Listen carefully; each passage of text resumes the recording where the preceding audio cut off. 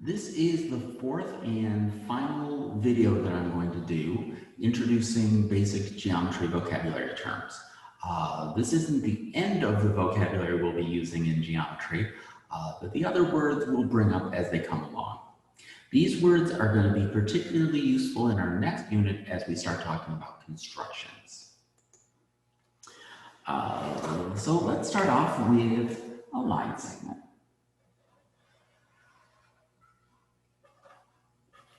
So I've got line segment AB.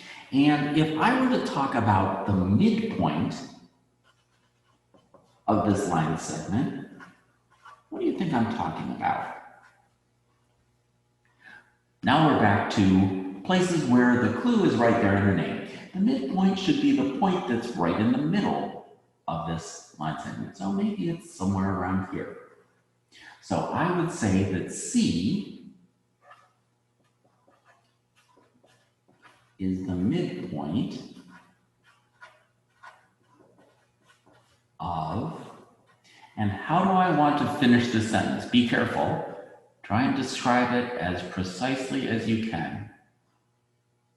So this point is the midpoint of the line segment. So I want to say AB, but I want to be sure that I put the bar on top to make it clear that I'm talking about the line segment AB. So that's what I mean when I talk about midpoint. There's another word that I might use, and I might say that C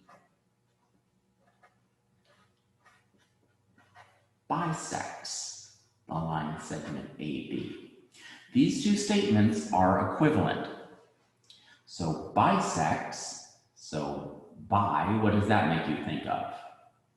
The prefix bi makes you think about two, and sect kinds of means parts. Like if you think about sections or sectors, it's parts of a whole. So something that bisects splits something into two pieces. And when we use it in geometry, we specifically mean that those two pieces have the same length. So I can say that if I see either one of these statements, I can translate it into either of the following two geometry statements. And remember, this is the difference we talked about in the last unit between when we want to talk about equality and when we want to talk about congruence. So I can either say that the line segment AC is congruent to the line segment BC, or I could just as easily say that the distance from A to C is equal to the distance from B to C. So that's what the word midpoint means, and that's what bisect means when we're talking about a line segment being bisected. We can also talk about bisecting an angle. Let me draw you a picture of what that would be.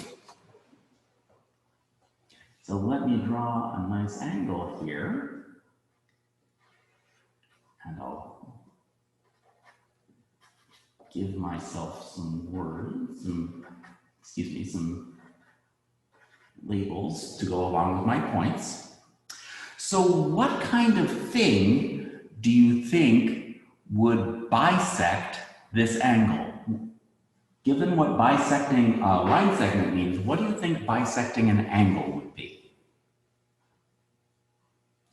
Well, just like we measure the length of a line segment, we measure the size, the number of degrees, and an angle. So bisecting an angle would be something that creates two angles that are half the size of the original angle. So maybe I'll put that dotted line in there, and I'll say D, and I will say, in this case, that looks more like a ray than a line segment. So I may as well say that the ray AD bisects angle, can I say angle A here?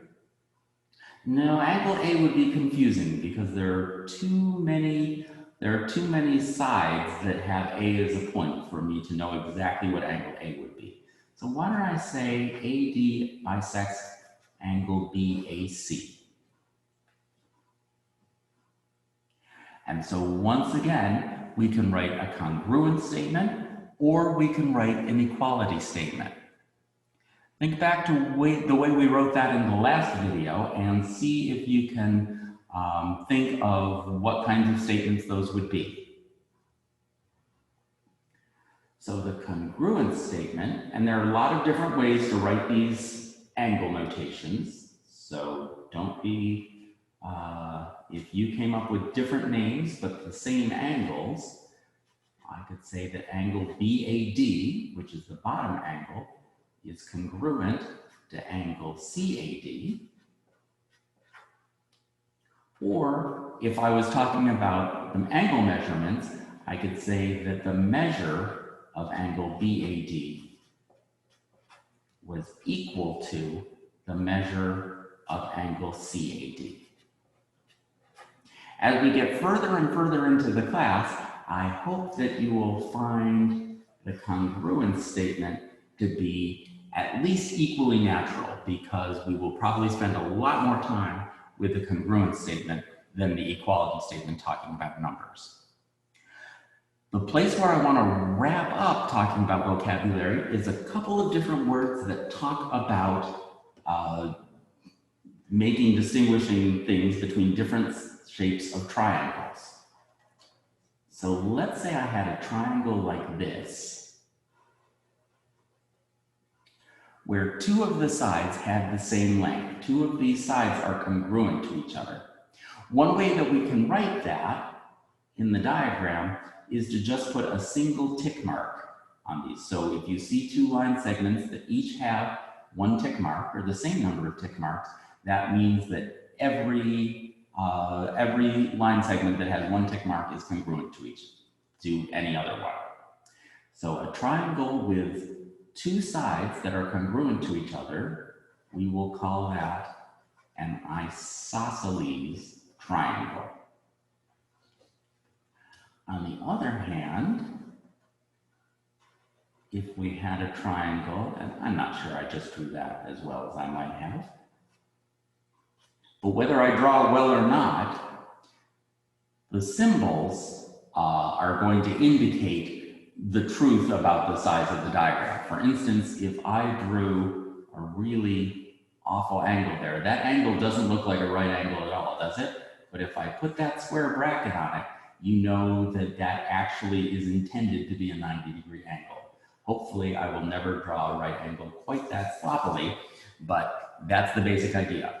So even if these three sides don't look like they're the same size, the one tick mark along each one of them lets you know that it is. So a triangle where all three sides are congruent is called an equilateral triangle. Lateral. All right, and the final thing, and this is probably the easiest of the three to remember, is that if I have a triangle with a right angle in it, this is going to be called a right triangle.